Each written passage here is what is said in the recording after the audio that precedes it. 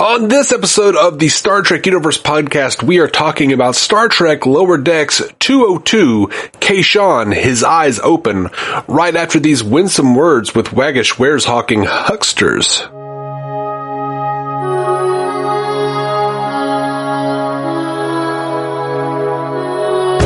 Welcome to the Star Trek Universe podcast, where we talk about Star Trek and you listen.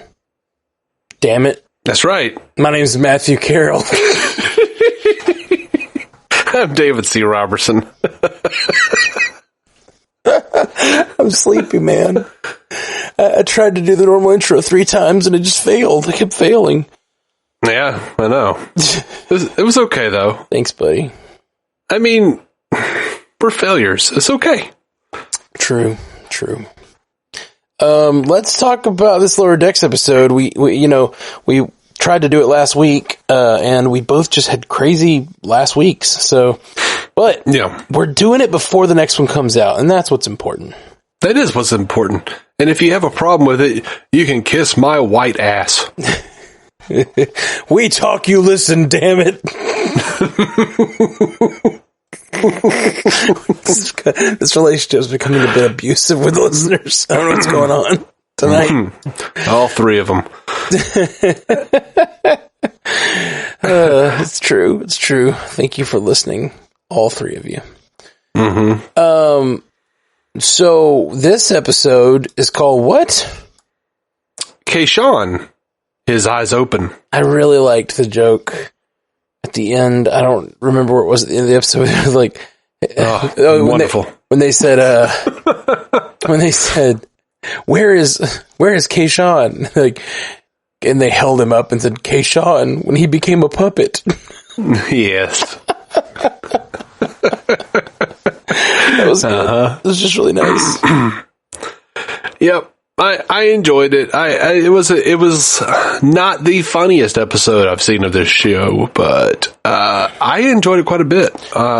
Yeah, it's funny. I think this one was more just for the laughs. Like, there's very little substance in this episode. I felt like there's like the thing where the mom feels like she's a micromanager, and then there's the bit about the two lower deckers. Both wanting to be the leader. And both of those felt like really thin storylines that didn't have a tight resolution to them. They just sort of, they both just had realizations, I guess. So I wasn't as satisfied with, I guess, the storytelling in this episode, which I think makes the episodes feel more memorable, more real, which I think makes the comedy land even better. For what it's worth, whatever that might be, I liked the juxtaposition of the captain as a micromanager, and then Mariner also is just like kind of a micromanager who is determined to be in charge. And I think it was like an important little step for Mariner to realize, oh shit, I'm that person who's not even asking the rest of the crew. The rest of my crew, what needs to be done. Like, we could have gotten through this a lot easier. You just wrote a better episode. I think they wrote that episode. I don't think they did, because you're drawing the comparison between her and her mother, and this episode does not do that. If this episode was about her micromanaging the crew, which it almost is, but instead they put in this third character. What's a new character? What's his name? The new guy on their shift. I don't remember him. He's not new. He was on other episodes. Okay. I thought I remembered him, but he's new to their shift. Right. Jet Manhaver. Okay, Jet Manhaver. I guess. Or Manhaver. That's a name. he comes on, and this episode, they juxtapose those two, and they're arguing about who should be in charge, and it ends up being about, like, them having to let go of control, which is very much what the mother is learning, or at least she's supposed to be learning. And that would have been a way better juxtaposition, I think, if it had just been Mariner and she'd just been like micromanaging the away team. And then at the end of it, she realizes she is her mother. You know, like that would have been a nice like character building thing. Yeah. But I don't know. I like your thought better. Instead they chose to have these two very similar plot lines that didn't really intersect. That would have been a nice, like, character moment, but also a humorous moment if she'd, like, realized that her and her mother are having the same struggle. And she's going, damn it, I don't want to be my mom, but I'm kind of my mom. Damn it. The thing I liked about it, though, was that it was a bit of dramatic irony for us. Like, Sure. They didn't really connect that. And also it's funny that they had the same issue, essentially, but, like, the mother was right to micromanage at the end. She was just like, you see what happens when I don't micromanage? Our security officer got turned into a friggin' puppet. Yeah. Yeah, and that's the thing, is I feel like they weren't trying to go, and then she chooses not to micromanage once and says, never again! It's like, it's not like bad things happened on other things. You're just embracing the side of yourself that you want to embrace, which is a funny joke. I like it. But this episode for me felt just like a series of references and jokes thrown into this collection, right? Like, that's really what most of this episode was to me.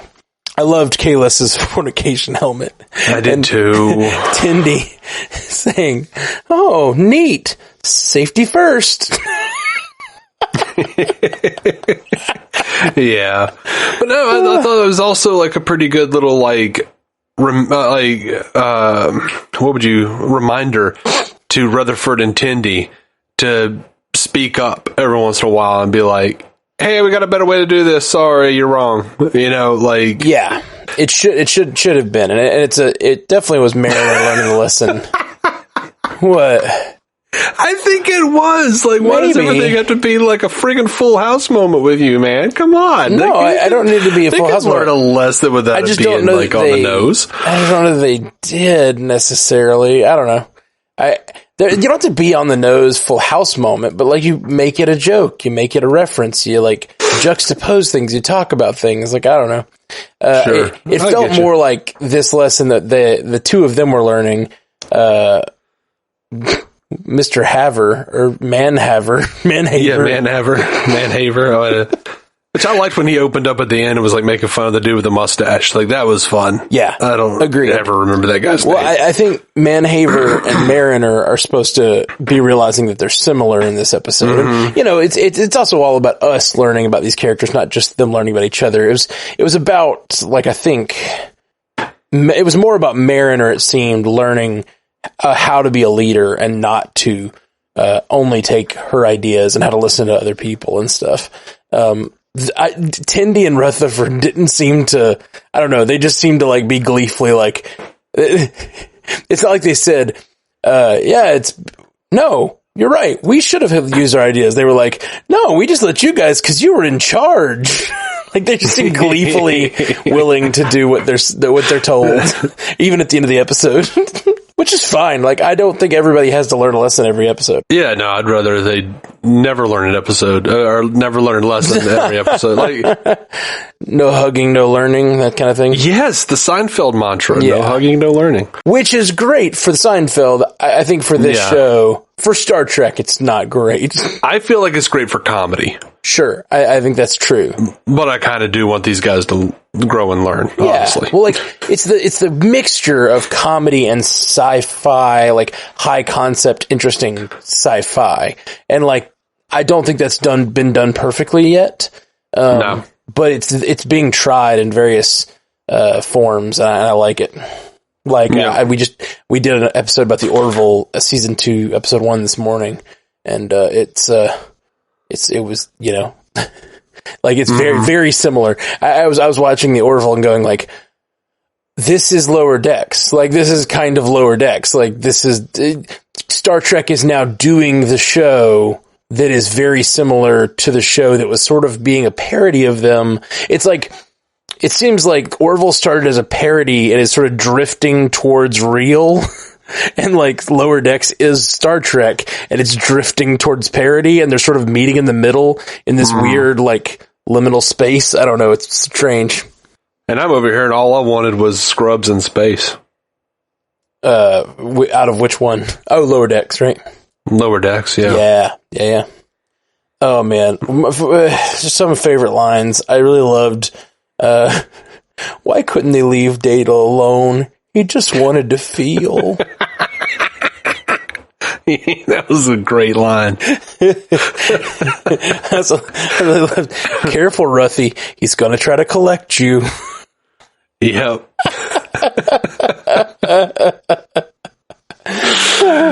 Yeah. And when they find out that the collector has stolen the fornication helmet, Tindy goes, "This is all your fault, you pervert."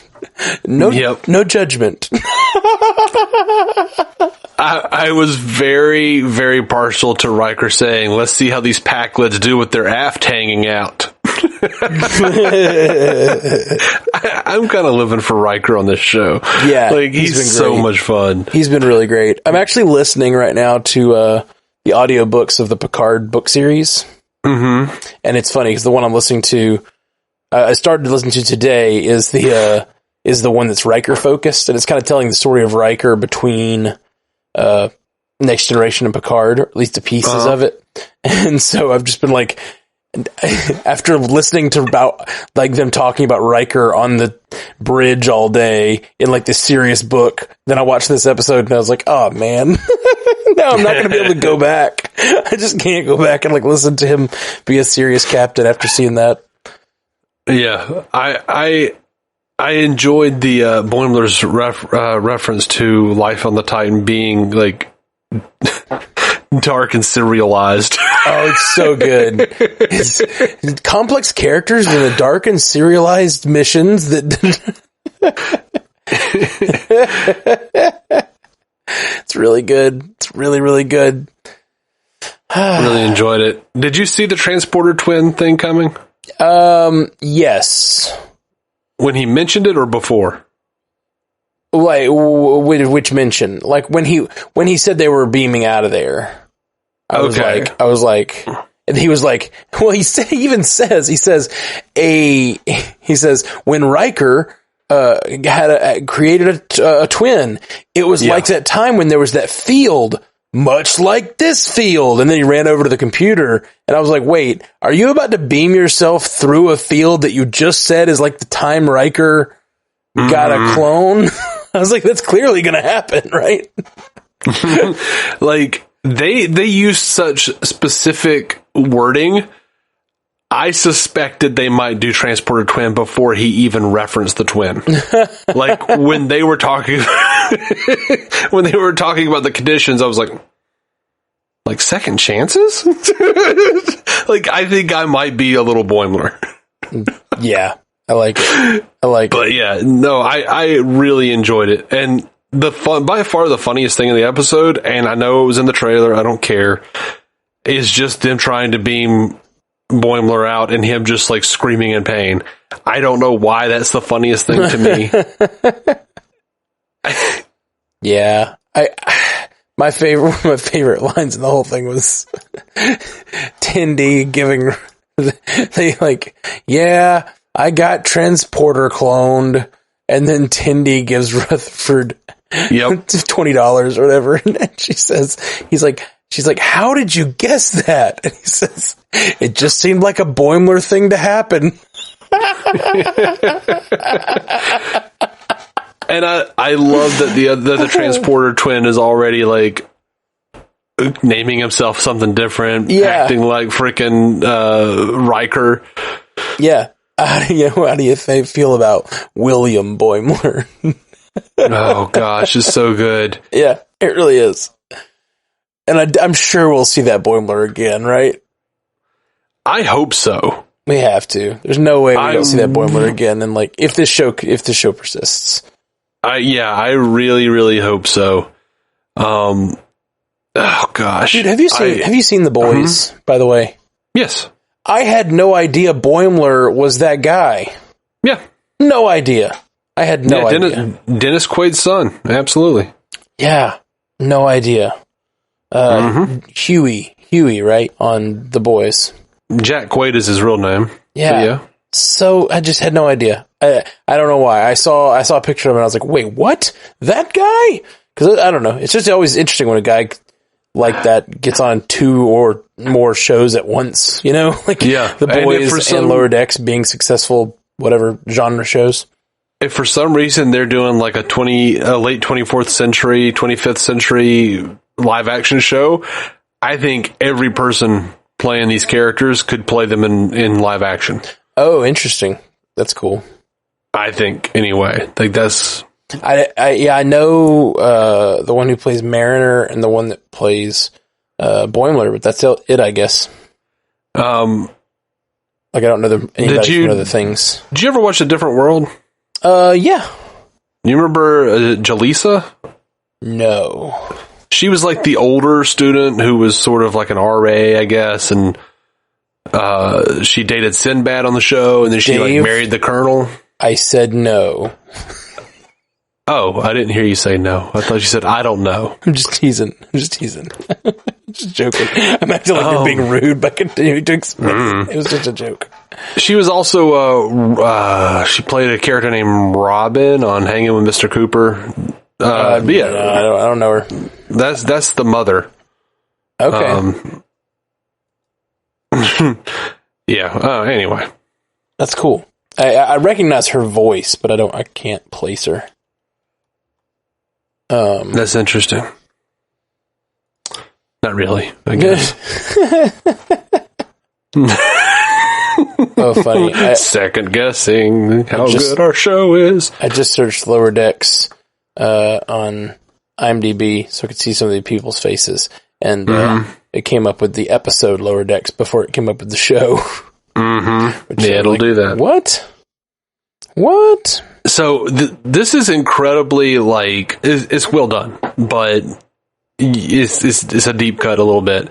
When Riker asks William Boimler if he wants Romulan ale, he tells the computer to play Nightbird, which was in the episode Second Chances. It's a jazz song that Riker said that he was having trouble playing the solo part to. Uh-huh. I just thought it was funny. Yeah, that's great. Yeah, there's so many little references like that I do not get on a lot of these shows. Or a lot of these, these episodes. Because they really go deep. I mean, and when you have the chance and you can go and like, we're going to do a episode that's a reference to this episode, and then you can go watch that episode and just pull everything out of it. I'm sure there's people in here who like know all the stuff, but I also think they like probably take the time to dig in and make as many references as possible. Yeah. No, I know that there were things that I couldn't remember. Yeah. There was a lot of things in there that I like, knew were references, but I could not place, especially in the collector's collection and stuff. Yeah.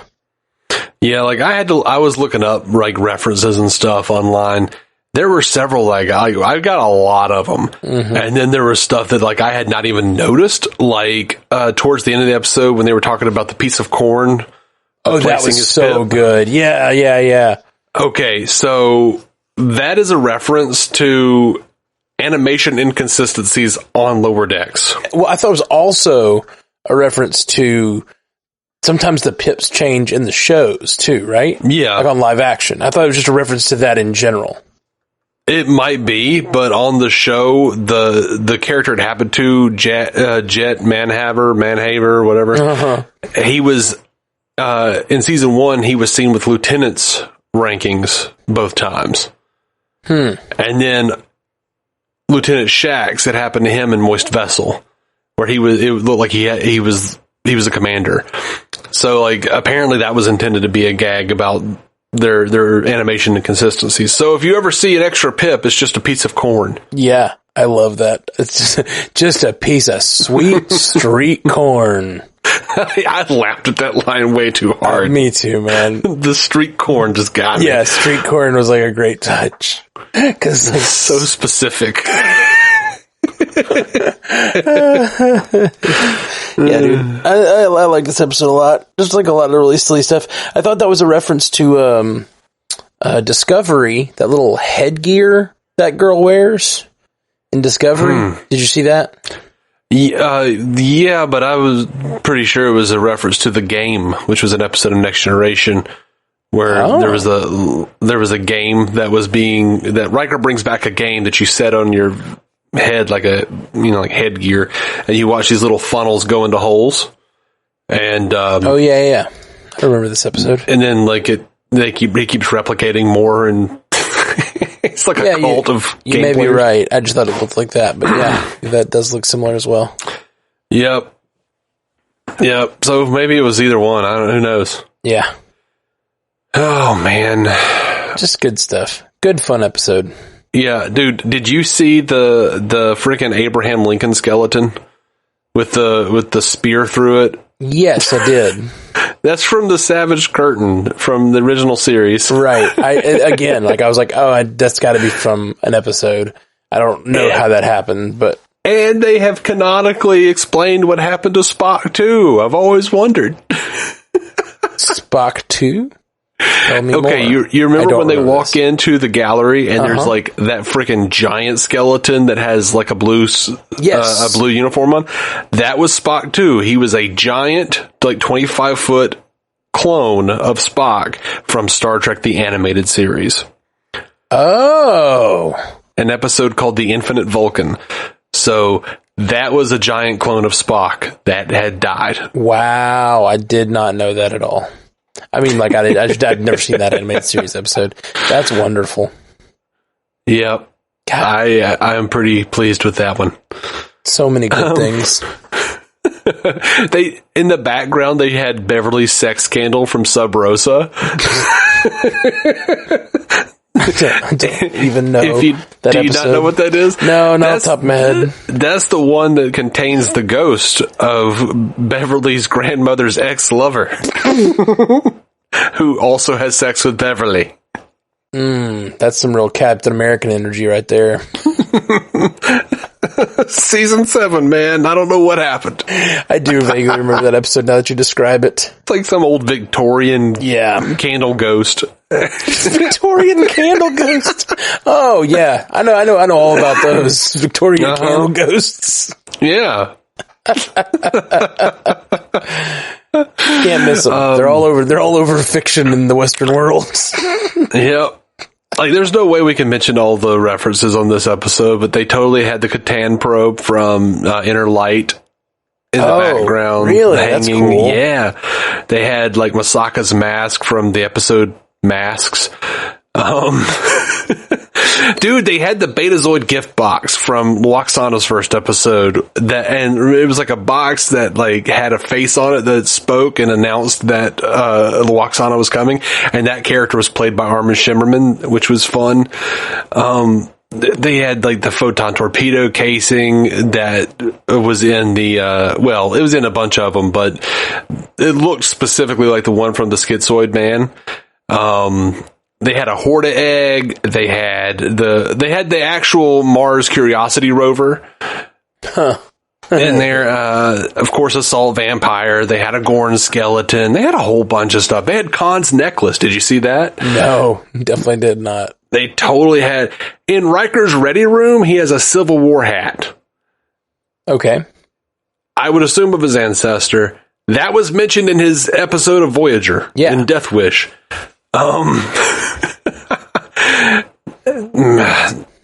They had the Caddiscot game that 7 of 9 and Neelix played in Voyager. They had friggin' a Mugato skeleton. They had Odo's bucket. What?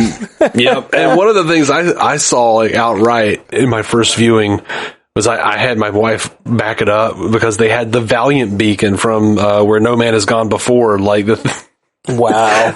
That's why they even went into the barrier in the first place, and that's why Gary Mitchell got affected by that energy, is because they were, going after that ship. Wow. Yep, I was very pleased. Yeah, it's super fun. Just a lot of super fun references. Like you said, I don't think this is the best episode of the show, but it is just jam-packed with fun references. I saw someone point out that they had an ET skeleton, and he's even like holding up his finger. Nice.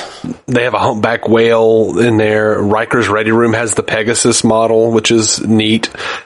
I want to go back through and rewatch it because I'm sure I missed stuff. Oh yeah, I'm sure. I'm sure I did too, and I'm sure there's some things I'd never even get if I tried. Yeah, I loved that they referenced that episode of TNG when they were like, "Is he the one? The most toys?" Were like, "Is he the one that tried to collect data?" They all tried to collect data. Yeah, that's wonderful. It's one of my favorite. Yeah, they all try to collect data. Why wouldn't they leave Data alone? He just wanted to feel. Did you see the box of Chateau Picard? No, that's funny. Yeah. That's great. Man. But yeah, I don't know that I have much else to say about this episode. Like you said, it wasn't like incredibly deep. It was just a lot of fun. Yeah, dude, agreed. Well, thanks for doing this podcast with me this week, Dave. It's fun. I'm sorry it was so late in the week. Yeah, man. That, and it's so late, literally. I had 4 podcasts scheduled for today. I had a Orville podcast this morning. Then I had 2 MCU casts podcasts scheduled. And then I had this. As we were completing our second hour of MCU cast, like our second hour-long MCU cast. The Spider-Man trailer dropped. Yeah, it dropped at that exact... Like, literally, we were reading our last piece of feedback, and the Spider-Man trailer dropped. And we're like, well, I guess we're going for another hour. So we just went for another hour. And then, of course, I had to edit that tonight. So I edited that, and now it's like, 2 in the morning. And we're just finally getting to the Star Trek episode. But next week, we should definitely do it sooner if possible. I should be able to. Hopefully I will be able to as well. Like, I had a crazy week last week. I hope it's not as crazy this week. Yeah, man, yeah, my week was wild. I've never, been going to visit Alyssa in Dallas, but I had not flown yet. And this week I decided to fly. Some extenuating circumstances meant I couldn't drive and have any time over there, so I flew, and it all worked out great. But it really kind of just, I don't know. I know I didn't change time zones, but somehow I feel jet lagged. Like, I just feel like I just can't get I can't get awake. And when I flew back, I landed and had to be at a drone footage gig.